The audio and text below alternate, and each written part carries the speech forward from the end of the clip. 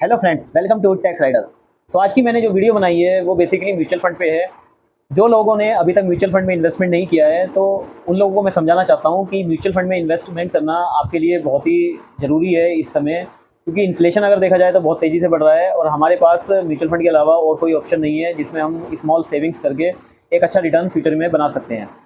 Mutual fund थोड़ा risky है क्योंकि वो मार्केट लिंक्ड है और आपने टीवी पे देखा भी होगा mutual fund are subject to market risk. लेकिन इसमें इतना डरने की ज़रूरत नहीं है क्योंकि म्यूचुअल फंड ही मेरे को सबसे सेफ़ लगता है।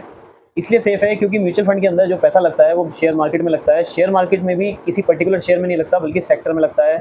अगर आप 1000 रुपये इन्वेस्ट कर रहे हैं हर महीने तो वो आपका 1000 रुपये किसी एक पर्टिकुलर कंपनी में ना जाके डिफरेंट सेक्टर की डिफरेंट कंपनीज में जाता है, यानी आपका रिस्क डाइवर्सिफाई हो जाता है।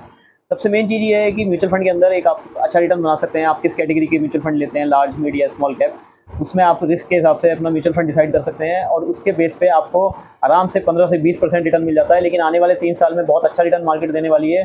तो मेरी सबसे रिक्वेस्ट है, जो भी ये वीडियो देख रहे हैं, कि अगर आपको म्यूचुअल फंड के बारे में नहीं पता है तो आप अपने मिथ को मेरे साथ क्लियर कर सकते हैं। मेरे को आप कमेंट में लिख सकते हैं, आपको कोई भी डाउट है।